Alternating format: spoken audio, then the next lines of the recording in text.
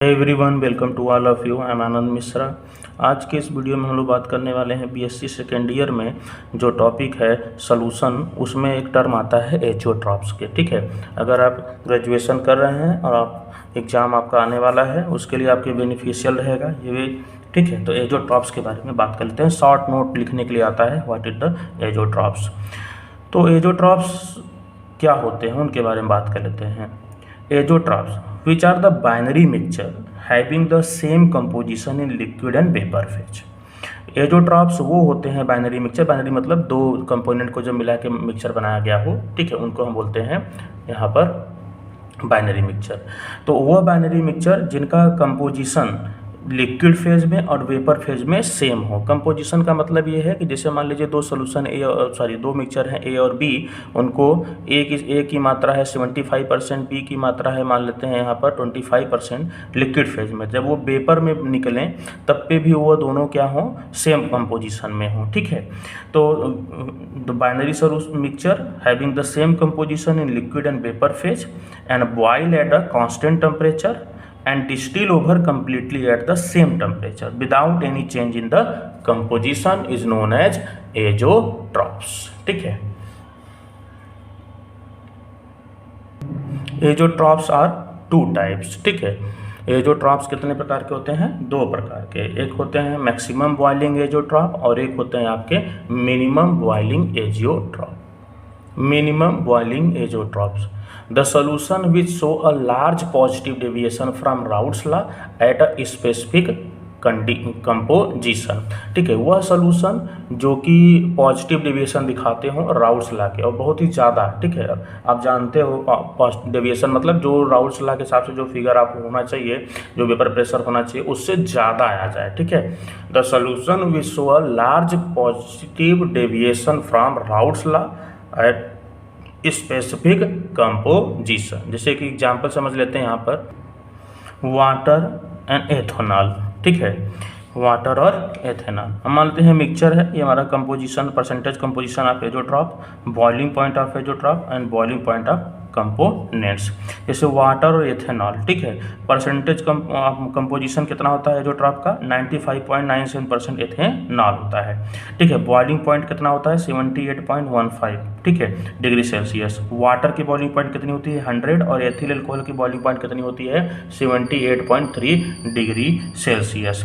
तो इनका जो परसेंटेज कंपोजिशन होता है एजियोट्रॉप के टाइम में वो कितना होता है? 95.97 और इनका जो बॉइलिंग एजियोट्रॉप होता है वो कितना होता है? 78.15 डिग्री सेल्सियस। मतलब इस डिग्री सेल्सियस पे ये हमारा जो एजियोट्रॉप्स के फॉर्म में निकलेंगे। मतलब जितना परसेंटेज एथेनॉल रहेगा उतना ही परसेंटेज लिक्विड में, उतना ही परसेंटेज वो किस फॉर्म में रहेगा? वेपर फॉर्म में। जितना परसेंटेज वाटर रहेगा लिक्विड फेज में उतना ही किस में रहेगा? वेपर फेज में। तो composition of water and ethanol in liquid phase also in a vapour phase same composition होगा, तो हम इसको बोलेंगे एजियोट्रॉप। जैसे pyridine एंड वाटर 57% हमारा कंपोजिशन है यहाँ pyridine का।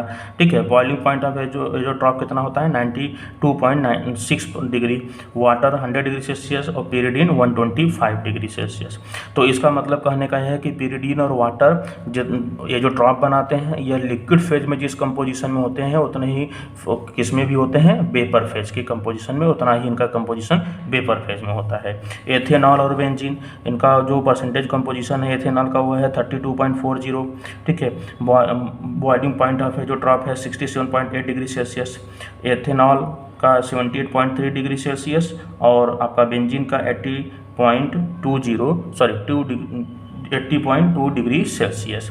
तो इसका मतलब ये हुआ कि एथेनॉल और बेंजीन हमारे क्या होते हैं? लिक्विड फेज में जितना कंपोजिशन होता है उतना ही दोनों का किस में होता है? वेपर फेज में। ठीक है, तो कहने का अर्थ है कि मिनिमम बॉइलिंग एजियोट्रॉप कौन शो करेंगे? मिनिमम बॉइलिंग एजियोट्रॉप वो शो करेंगे जो कि पॉजिटिव डेविएशन शो करते हो राउल्ट्स लॉ से। ठीक है, नेक्स्ट बात कर लेते हैं maximum boiling azeotrope. The solution which show large negative deviation from Raoult's law for maximum boiling azeotrope. ठीक है, वह सॉल्यूशन जो कि बहुत ज़्यादा डेविएशन नेगेटिव डेविएशन दिखाता हो, किससे, राउल्ट्स लॉ के हिसाब से जो आता हो ग्राफ उससे भी कम होता है, जो partial vapour pressure Raoult's law के हिसाब से उससे बहुत ही कम होना चाहिए। ठीक है, फॉर मैक्सिमम बॉइलिंग एजोट्रॉप।